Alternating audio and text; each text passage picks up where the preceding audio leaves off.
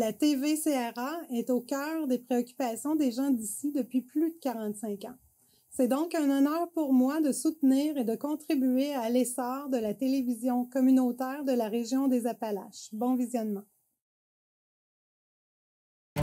Cet été, vivez l'expérience des Lumières sous terre. Participez à une rencontre unique avec l'histoire minière de Thetford et les gens qui l'ont façonnée. Assistez d'abord à un spectacle immersif et sensoriel où le passé se mêle à l'émotion pour créer un moment de pur émerveillement. Explorez ensuite des stations découvertes révélant les aspects enfouis de la vie et du travail des mineurs. 1 heure entre ombre et lumière au centre historique de la mine King, KB3. Réservez votre visite dès maintenant.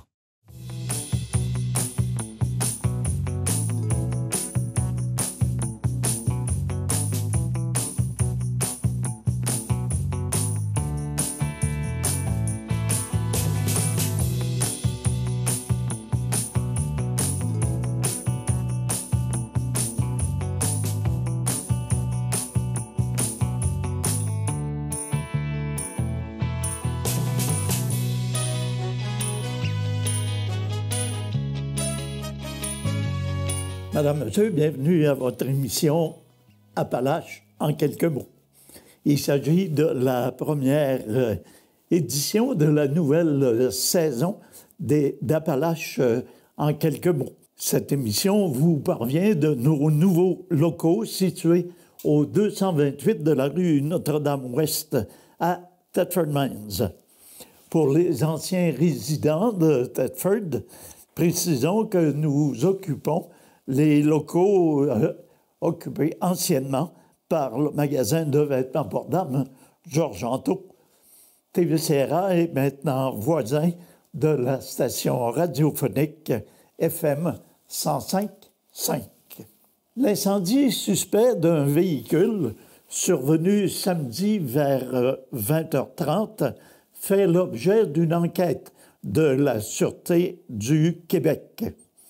L'incident s'est produit près du chemin des Bois-Francs et du boulevard Ouellet à Thetford Mines à 20h30 samedi. Les pompiers ont dû intervenir afin de maîtriser les flammes. Dans le cadre de cet événement, un Thetfordois âgé de 49 ans a été rencontré par les policiers puis remis en liberté en attendant la suite des procédures. L'enquête dans cette affaire se poursuit. Est-ce que la frénésie des élections municipales vous a atteint? Sinon, elle a au moins atteint les élus municipaux qui ont décidé de briguer à nouveau les suffrages. Alors, dans le cadre de cette élection du 2 novembre prochain, les dates importantes sont les suivantes. La période électorale ira du 19 septembre au 2 novembre prochain. C'est dire que cette semaine, tous les conseils municipaux des villes, villages et municipalités du Québec seront dissous. La déclaration de mise en candidature est prévue pour la période du 19 septembre au 3 octobre. Le vote par anticipation aura lieu le 26 octobre et le vote se tiendra le 2 novembre, soit dans environ 6 semaines. À Thetford Mines, la situation est actuellement la présente. Le maire de la ville de Thetford, M. Marc-Alexandre Brousseau, a fait connaître son intention de briguer à nouveau les suffrages. Au siège numéro 1, Mme Josée Perrault a fait de même et sollicitera à nouveau un nouveau mandat. Au siège numéro 2, M. Michel Verreault ne reviendra pas en poste en raison d'une nouvelle orientation dont nous parlerons un peu plus tard. Par contre, 2 candidats ont fait connaître leur intention de succéder à M. Verreault, à savoir Mme Jessica Poiré et M. Abdel-Jalil El Minouni. À noter qu'il y aura donc élection pour le siège numéro 2. Au siège numéro 3, M. Adam Patry a fait connaître son intention de revenir. Ensuite, M. Yvan Corriveau fera de même au siège numéro 4. D'ailleurs, M. Corriveau a été le premier à faire connaître ses intentions le 7 février dernier. Au siège numéro 5, seul M. Alain Rajotte est actuellement en mise en candidature. Le siège appartenait à Mme Émilie Rémillard. Au siège numéro 6, M. Luc Champagne a fait connaître lui aussi son intention de briguer à nouveau les suffrages. Au siège numéro 7, M. Jean-Yves Anger ne reviendra pas à son poste, mais déjà M. Daniel Maheu a fait connaître son intention de lui succéder. Il est présentement le seul candidat en lice au siège numéro 7. Et finalement, il y aura élection au siège numéro 8, alors que le conseiller sortant, M. Anthony Bilodeau, devra faire face à Jonathan Fillon. Alors, c'est la situation présentement à Thetford Mines dans le cas de ces élections municipales prévues pour le 2 novembre prochain. Dans d'autres municipalités de la MRC des Appalaches, la situation est la suivante, particulièrement au niveau des mairies. À Saint-Adrien-d'Irlande, Mme Jessica Lacombe a décidé de se retirer et ne reviendra pas en poste. À Kenners Mills, M. Marquis Bédard sollicitera à nouveau la population pour renouveler son mandat. À Beaulac-Garbet, pour l'instant, des élections sont prévues, alors que le maire sortant, M. Gilles Drolet, devra faire face à une conseillère sortante, Mme Christina Pinard. À Disraeli, M. Charles Audet a manifesté le désir de solliciter un nouveau mandat, alors qu'à Hadstock, M. Pascal Binet a fait de même. À East Broughton, devant la situation tendue au niveau municipal, le maire sortant, M. Jean-Benoît Letourneau, a décidé de se retirer, alors qu'à Disraeli-Paroisse, Mme Jacinthe Patry désire renouveler son mandat. Le député de Mégantic-l'Érable-Lotbinière et leader parlementaire adjoint à l'opposition officielle, M. Luc Berthold, était heureux d'annoncer la semaine dernière la nomination de M. Michel Véraud au poste d'attaché politique. Ce dernier a mentionné être emballé d'accueillir M. Véraud au sein de son équipe. Avec la fin de son mandat comme conseiller municipal à la ville de Thetford Mines, nous avons vu une belle occasion de joindre nos forces, de mentionner M. Berthold. De son côté, il souhaitait compter sur un nouveau défi professionnel et du sien, il mentionnait avoir besoin d'un soutien additionnel pour couvrir la nouvelle circonscription de Mégantic-l'Érable-Lotbinière, beaucoup plus vaste depuis le redécoupage électoral. Pour le député, l'expérience, le professionnalisme et la connaissance des enjeux régionaux de M. Véraud constituent des atouts importants. Bien connu dans la région de Thetford, il s'est investi activement dans la vie municipale. Il a été président du Festival Promutuel de la Relève pendant plus de 10 ans, a servi comme policier pendant plus de 30 ans et a représenté le district numéro 2 comme conseiller municipal depuis 2013, dont 6 années à titre de maire suppléant. Il s'est aussi engagé auprès de causes sociales importantes, dont celle de la Fondation Collation élèves démunis qu'il a fondée en 2010 et qu'il préside toujours aujourd'hui. Servir la communauté a toujours été au centre de mon parcours, a mentionné M. Verreau. Ce dernier s'est dit emballé par ce nouveau défi et heureux de pouvoir poursuivre cette mission aux côtés de M. Berthold, un député qu'il a qualifié d'efficace et ayant réellement à cœur le service aux citoyens.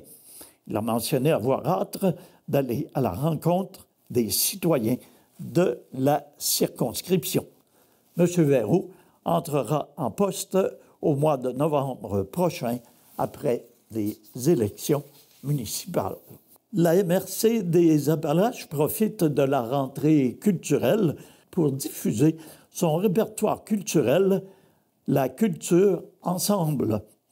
Auparavant destiné aux écoles, le nouveau répertoire d'activités a été bonifié afin de rejoindre diverses clientèles. Cet outil renouvelé et enrichi témoigne de la vitalité et de la diversité du milieu artistique et patrimonial de la région. Il regroupe 30 artistes, organismes et entreprises qui proposent près de 80 activités différentes.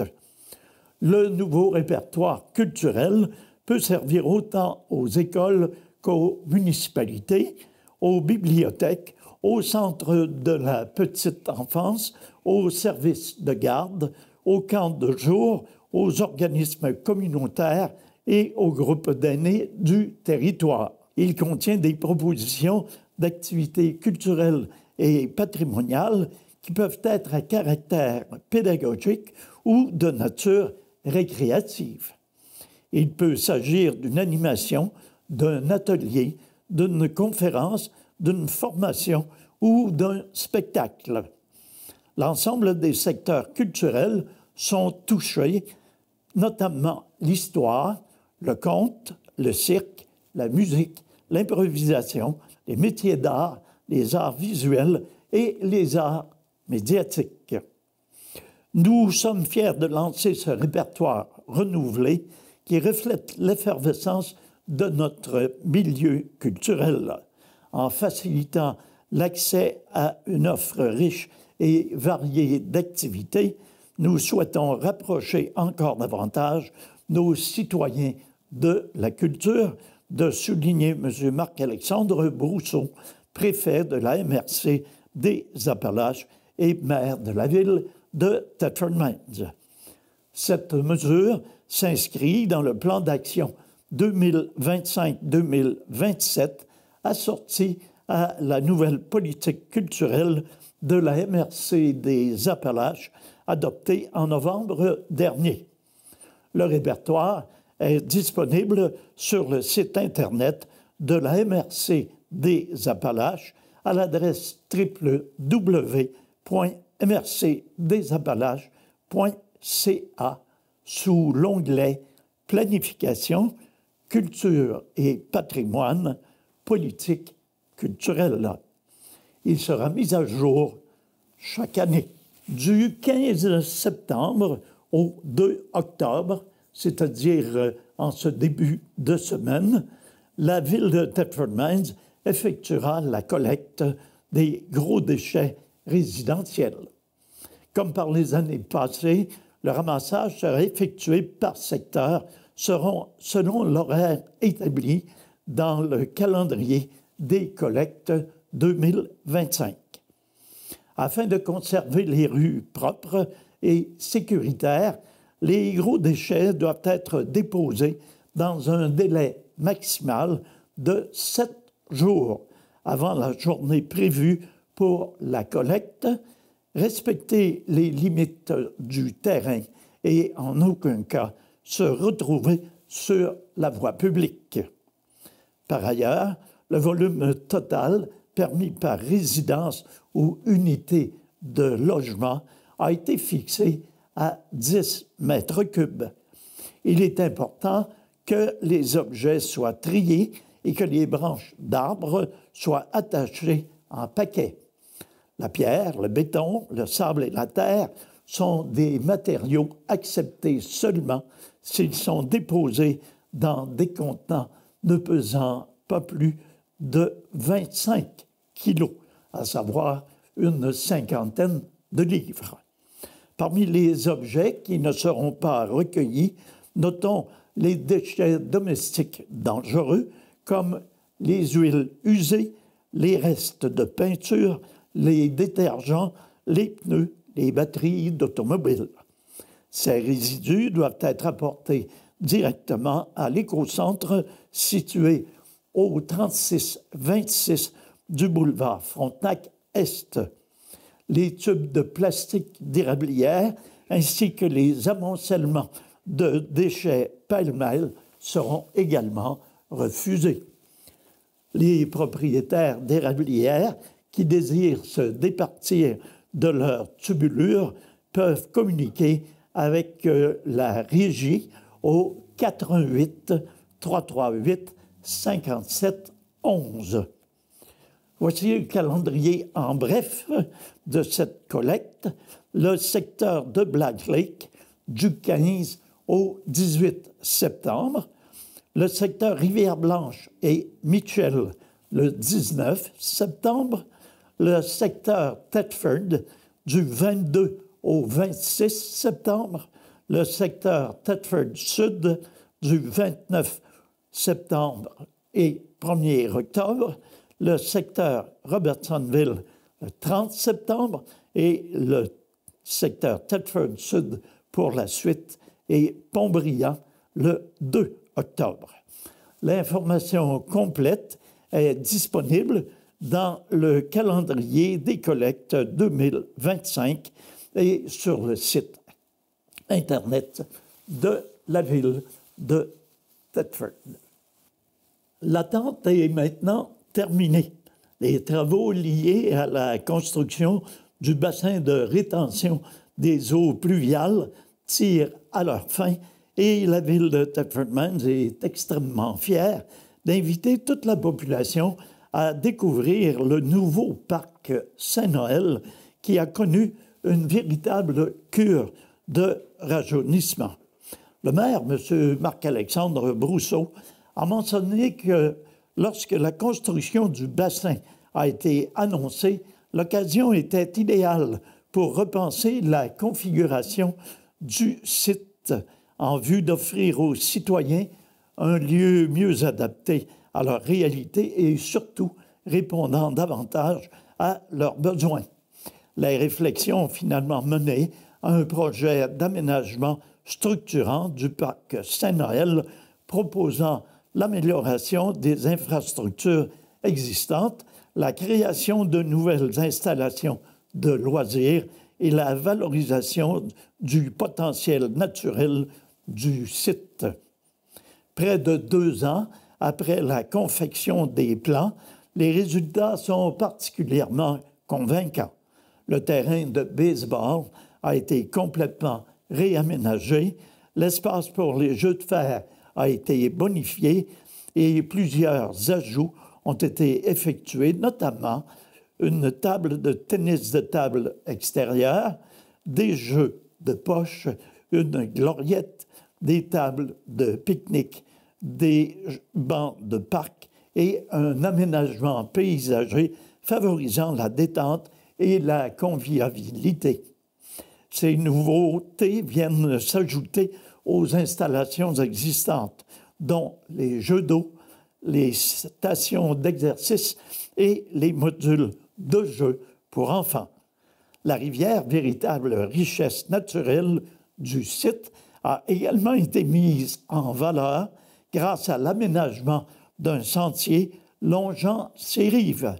Une placette y a été également intégrée, offrant aux citoyens un espace idéal pour relaxer, profiter de la nature ou encore organiser de petites activités en toute simplicité. Rappelons qu'en plus d'offrir ces nouveaux espaces de loisirs modernes et attrayants, le projet intègre un bassin de rétention des eaux pluviales à la fine pointe de la technologie, conçu pour réduire significativement le déversement de la rivière Bécancour. Le projet de construction du bassin de rétention au parc Saint-Noël avait été lancé en vue de contrer une problématique importante de débordement lors des fortes averses causées par les conduites et les installations de traitement des eaux qui atteignaient rapidement leur capacité maximale. Cette situation engendrait des surverses dans les milieux naturels, posant des risques significatifs pour l'environnement et les infrastructures. Le projet de construction du bassin de rétention Saint-Noël a été réalisé grâce à un soutien financier pouvant atteindre 14 263 000 $ provenant du gouvernement du Québec dans le cadre du programme d'infrastructure municipale de l'eau. Un montant de 50 000 $ a également été octroyé par le gouvernement du Québec pour la mise en œuvre du projet revitalisation de la rivière Bécancour au parc Saint-Noël dans le cadre de l'aide à des projets locaux de vitalisation, volet 4 du Fonds Région et Ruralité. Terminons avec une petite note concernant le spectacle qui devait être présenté récemment de Brine-le-Bœuf, Offenbach. Ce dernier, hors du contrôle du diffuseur Tram Diffusion, a été remis au 12 octobre prochain, à savoir 12 octobre à compter de 19 h. Les détenteurs de billets sont censés avoir été contactés à cet effet. Alors voilà, c'est ce qui met un terme à ce premier bulletin. C'est Nelson Fecteau qui vous remercie d'avoir été des nôtres. Je vous invite à être là la semaine prochaine pour un bulletin semblable. À tous et à toutes, une excellente semaine. Prenez soin de vous et prenez soin des vôtres.